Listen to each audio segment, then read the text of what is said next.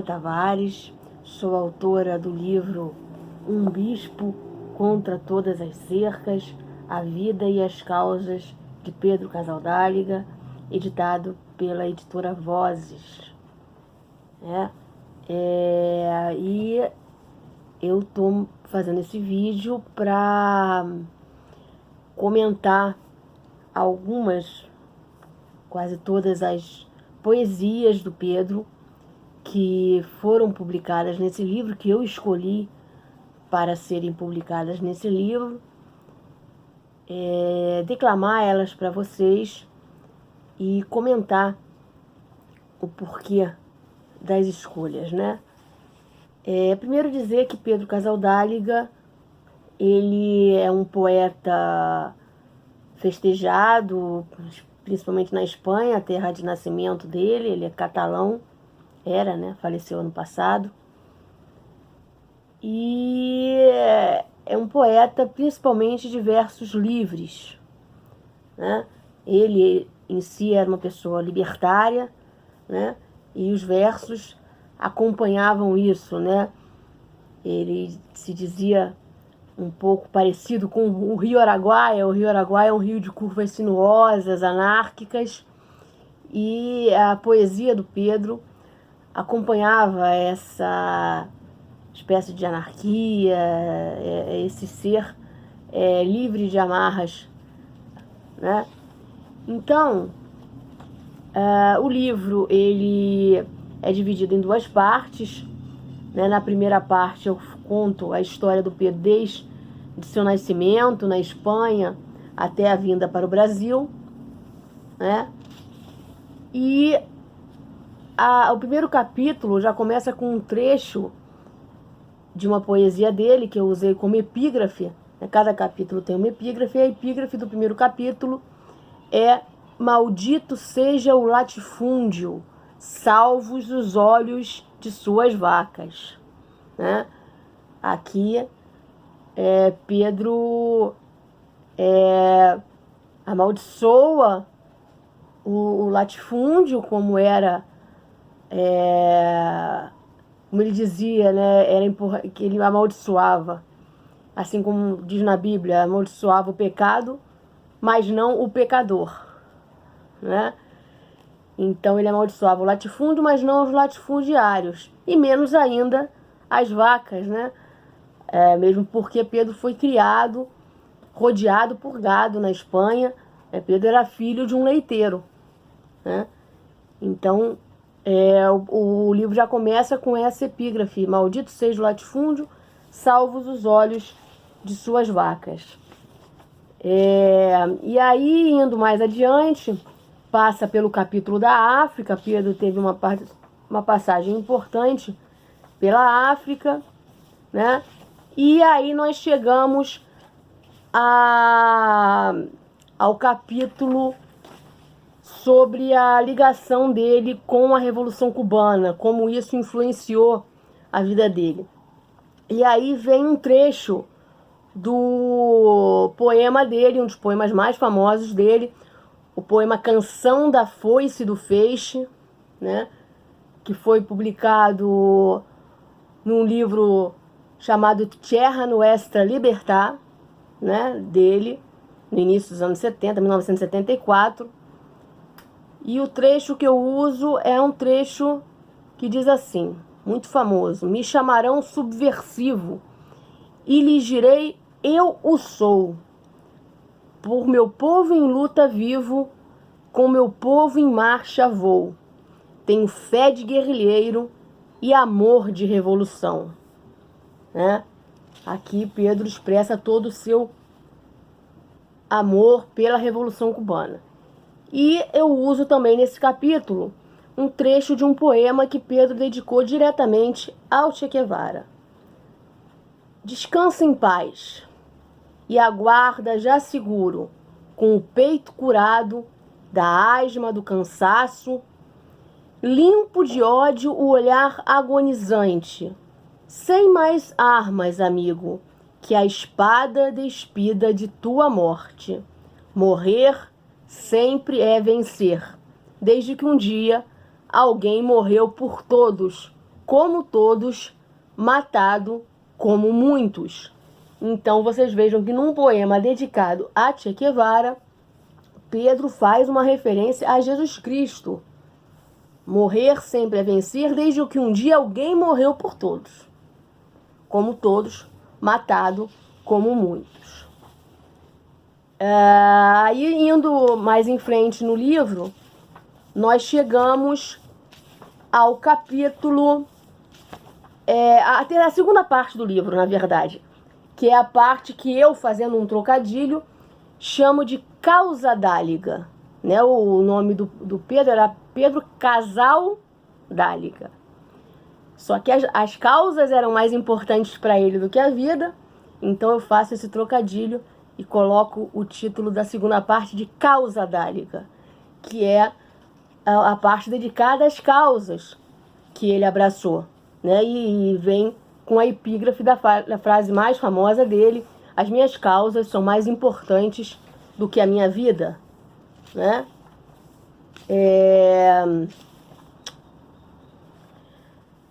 Aí vemos o segundo capítulo dessa parte, é um capítulo que fala sobre como Pedro derrotou as cercas de si mesmo, né? O título do livro é Um Bispo contra Todas as Cercas, e Pedro sempre dizia, né? E ele diz isso num poema, né? Que antes, né, de salvar o mundo, né, ele queimou o próprio coração, né? Ele modificou a si mesmo, né? Em primeiro de que tudo, né? Só para aí então ele, a partir daí é que ele pôde, né, se dedicar às outras pessoas e à humanidade, né? Indo adiante no livro, é um poeminha muito importante da obra do Pedro, que é um poema, né? Não ter nada, não levar nada, não poder nada, não pedir nada, e de passagem, não matar nada, não calar nada, né? Está num livro do Pedro de 1978 e é sempre muito citado, muito lembrado para se referir ao Pedro, porque ele fez isso, efetivamente ele viveu isso. Não teve bens materiais e nunca calou também diante das injustiças. Então, por isso, não ter nada, não levar nada, não poder nada, não pedir nada, e de passagem, não matar nada, não calar nada. Aí, seguindo mais adiante no livro,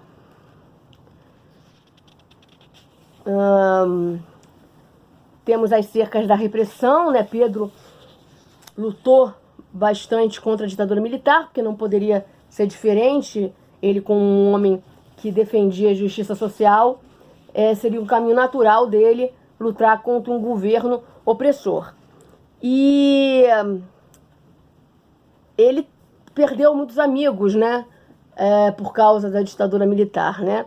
Tem o caso do padre Francisco Gentel, né? Padre francês, que morava lá na região do Araguaia, foi expulso do Brasil, teve que voltar para a França por causa da ditadura e morreu na França. E quando Pedro recebeu a notícia da morte do padre Francisco Gentel, ele fez uma poesia para o amigo. E é uma característica importante, também interessante, do Pedro, que ele transformava a dor em poesia, né? E ele diz: a alegria não tem mais Codearas, né? Codeara é uma empresa famosa na época da ditadura, ligada ao latifúndio, né? Não tem mais Codearas, nem leis de segurança nacional, nem presidentes Geisel, aqui ele é bem direto, né? Nem transas de embaixada e nunciatura, né?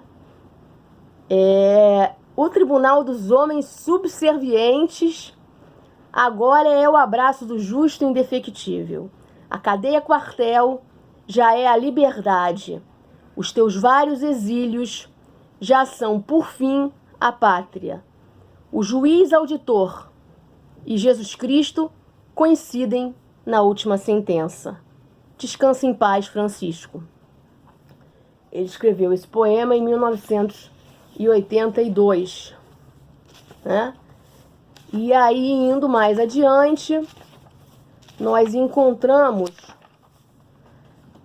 o capítulo que fala sobre como Pedro Casaldáliga dava uma importância muito grande para a comunicação, né? Valorizava realmente a memória, soube, como poucos, usar a palavra para difundir as suas causas, escreveu diários, cartas, né? E tomou o cuidado de criar na prelazia de São Aí nós chegamos ao capítulo As Cercas do Esquecimento, que é o capítulo que fala de como o Pedro Casaldáliga sempre valorizou a memória, né, e sempre lutou contra o apagamento, né, que infelizmente em países como o Brasil é algo muito comum, né? Não se tem um projeto realmente a nível de nação e de povo, né, para manutenção, né, da história, né, cultural do próprio país, né? Eu sempre digo que o Brasil é um país de histórias não contadas, né? E por isso, inclusive, eu escolhi, de certa maneira, ser biógrafa, né? Seguir essa carreira para conseguir dar uma pequena contribuição, né, para que histórias sejam contadas, né? No capítulo da questão da memória e da valorização da comunicação, né? Pedro era um comunicador nato, né? Um jornalista, né? Embora não formado, mas uma pessoa que criou jornal lá em São Félix do Araguaia, logo que chegou, início dos anos 70, ele criou o jornal Alvorada, que existe até hoje, é considerado, se não o mais antigo, um dos mais antigos jornais alternativos em circulação ainda no Brasil, né? O jornal Alvorada, criado pelo Pedro Casaldáliga. E a epígrafe desse capítulo é um trecho de um poema dele que fala: ouçamos toda coisa, ouçamos toda asa, ouçamos todo passo, fale o povo pelo rádio, fale o povo pela imprensa, fale o povo na TV, fale o povo a verdade fale ao povo, né?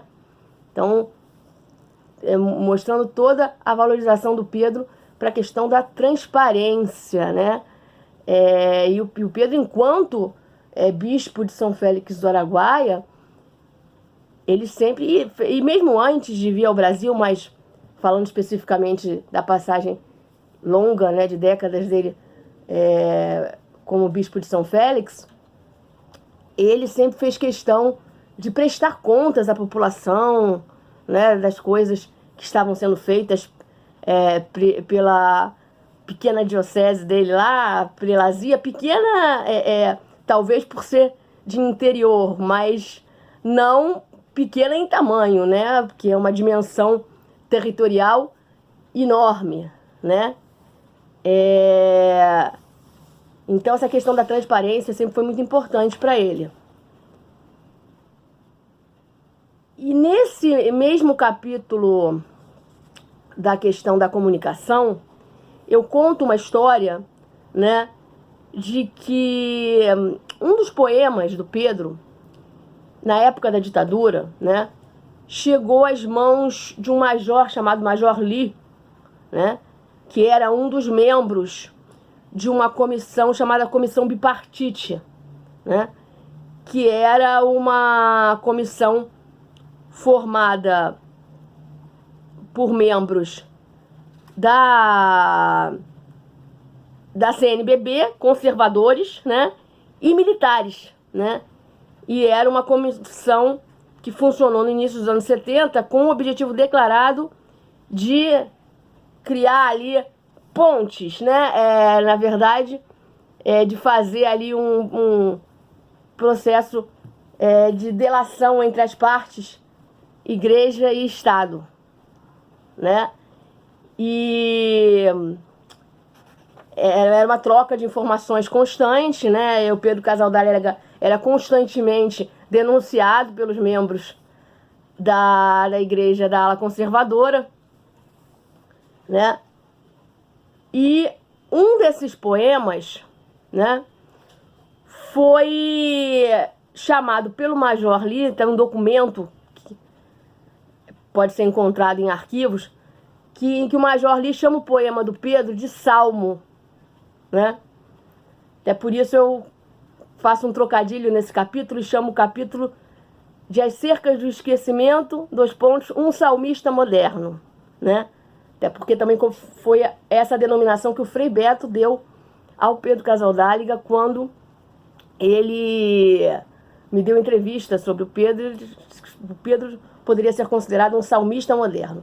E nesse poema, chamado pelo Major Lee na ditadura de Salmo, Pedro dizia o seguinte: livra-me, Senhor, do DOPS, da OBAN e COD, do SNI, que era o Serviço Nacional de Informações, livra-me de seus conselhos de guerra, da ira de seus juízes e de seus guardas.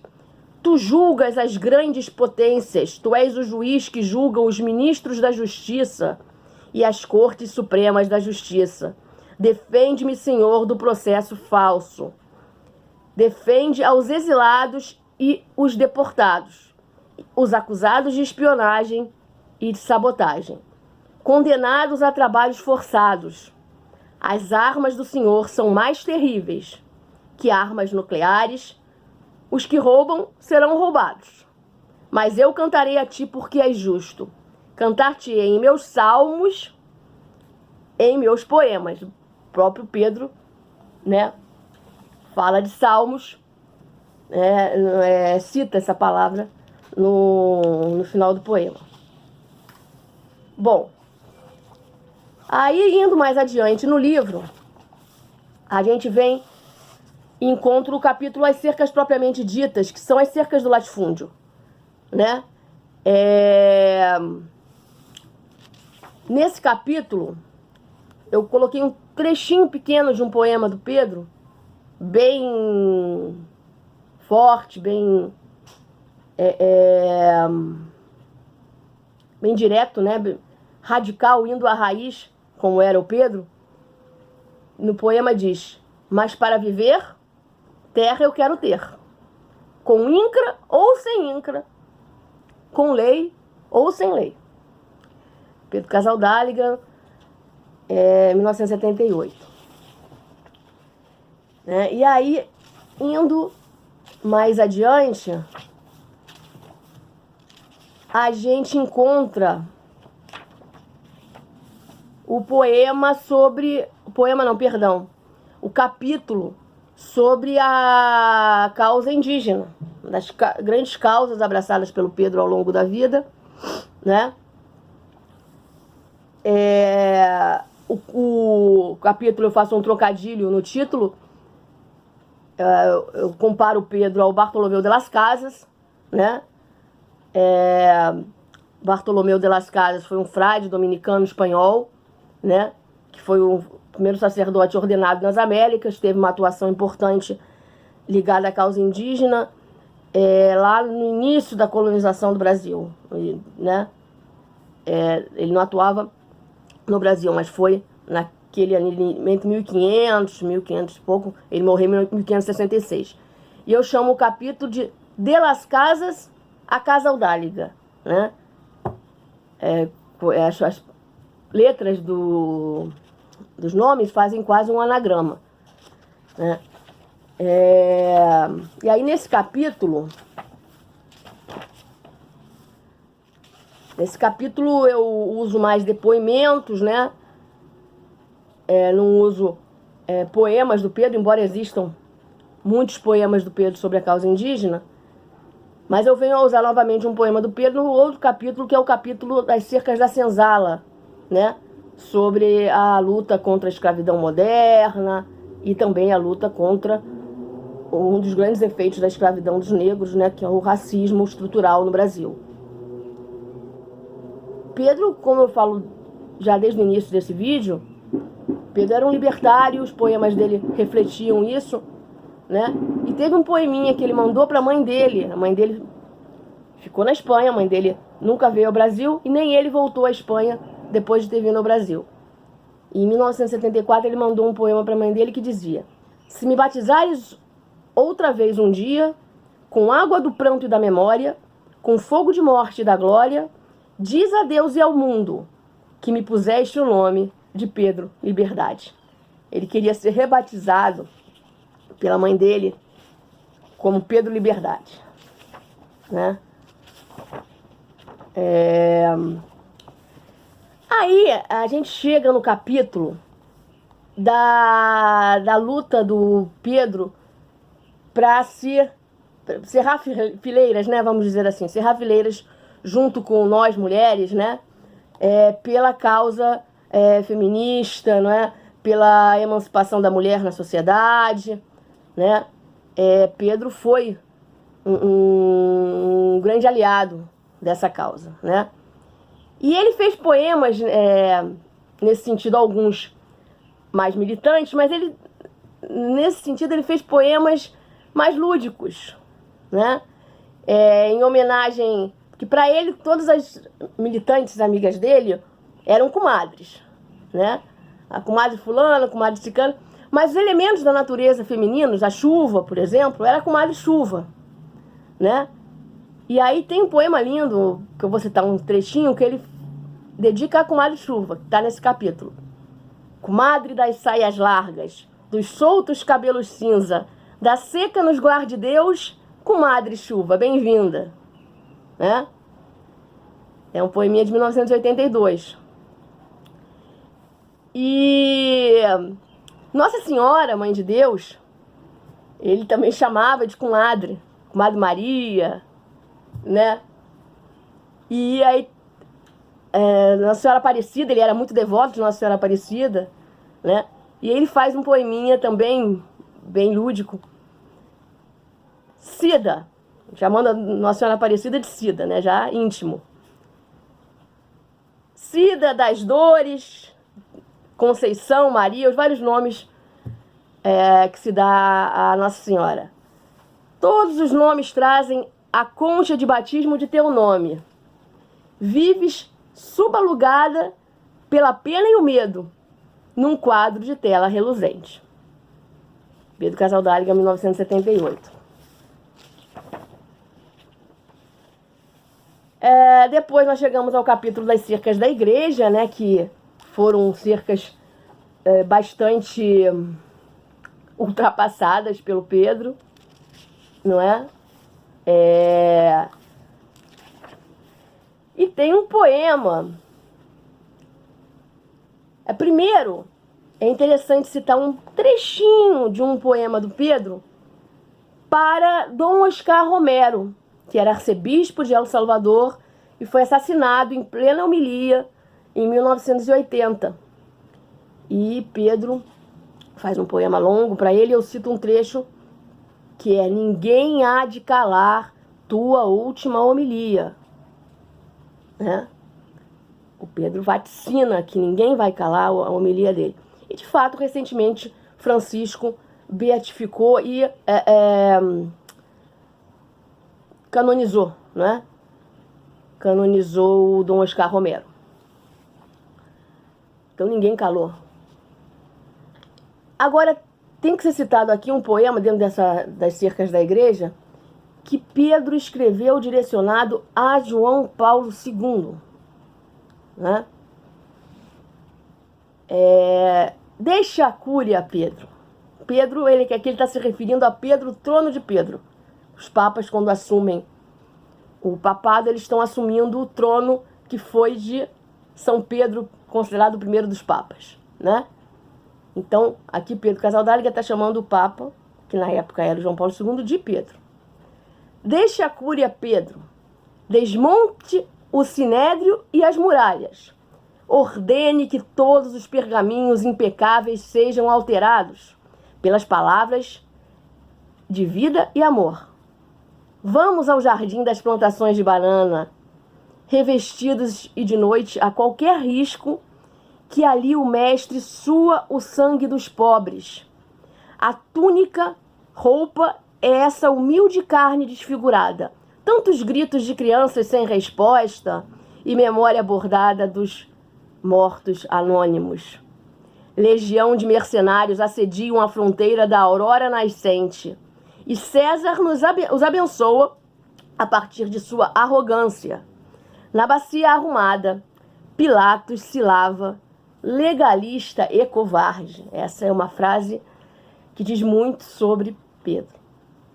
Ele chama Pilatos de legalista e covarde. O povo é apenas o resto. Um resto de esperança. Não o deixe só entre os guardas e príncipes. É hora de suar com a sua agonia.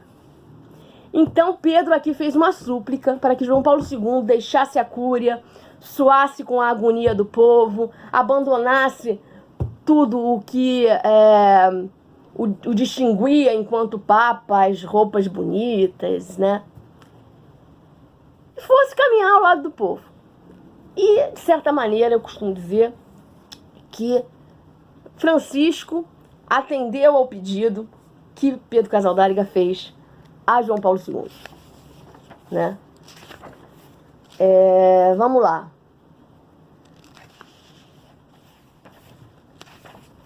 Aí nós temos o capítulo das cercas das fronteiras, né? Pedro Casaldáliga, nos anos 80, foi a Cuba, foi a Nicarágua, e por conta disso ele sempre foi acusado. Ele já era acusado antes, mas nessa época mais ainda, de se meter em política, internacional, na política dos outros países. E aí eu coloco aqui um pequeno poeminha que mostra bem o pensamento de Pedro Casaldáliga sobre a questão política, né? Que é assim: pescador tem sua política, a vara e a isca. O peixe tem sua boca para cuspi-la. Pescador tem sua política, a vara e a isca. O peixe tem sua boca para cuspi-la. Pedro Casaldáliga, 1979. Aí finalmente chegamos ao capítulo final, né? Que é o capítulo em que eu narro um pouco como foi o final da vida do Pedro, né? Ele estava com Parkinson já há muitos anos, né? E ele dizia como foi respeitada essa vontade, que ele queria ser enterrado no cemitério de São Félix do Araguaia, entre um peão e uma prostituta, né? Quer dizer, entre os pobres, entre os marginalizados, entre os últimos, os esquecidos, os perseguidos da sociedade, né? E aqui eu vou terminar esse vídeo com um poeminha que também é lindíssimo, do Pedro, e que é colocado como epígrafe desse capítulo, eu escolhi, que é o seguinte: no final do caminho me dirão: e tu, vivestes, tu amastes? E eu, sem dizer nada, abrirei o meu coração cheio de nomes. Bom, então eu trouxe aqui um pouco do Pedro Casaldáliga, poeta, bem pouco. Não foi uma intenção do meu livro falar da poesia de Pedro. Há livros melhores sobre isso, né? O meu livro teve a intenção de ser um livro realmente biográfico ou causográfico. Pedro mesmo me pediu para que o livro fosse uma causografia, focasse nas causas dele, não na vida. Então, esse é o Pedro, aí um pouco do lado do Pedro poeta. E eu termino dizendo também que eu conheci o Pedro, né, por causa da questão do jornalismo, né? Eu estava fazendo um trabalho jornalístico, né, que acabou me levando ao Pedro, que era um trabalho de diversos testemunhos que eu estava colhendo, né, entrevistas que eu estava fazendo com pessoas que viveram a ditadura civil-militar no Brasil, né? Foram um total de 26 depoimentos, 26 entrevistas entre 2010 e 2015, né? E o Pedro foi uma das pessoas que eu entrevistei para esse livro, que na verdade inicialmente era um trabalho jornalístico que depois se tornou livro, foi meu primeiro livro publicado, que se chama O Problema é Ter Medo do Medo, né? E esse título, O Problema é Ter Medo do Medo, é uma frase do Pedro, que o Pedro me disse que ele teve medo sempre, medo é natural ao ser humano, mas o importante é você não ter medo de enfrentar o medo, né? Esse livro da ditadura também está publicado, né? Foi meu primeiro livro,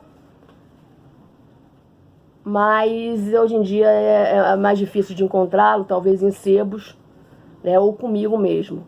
O Problema é Ter Medo do Medo, o que o medo da ditadura tem a dizer à democracia, editora Revan, 2016. Foi esse o livro, pontapé inicial, para que depois eu fizesse a biografia do Pedro Casaldáliga.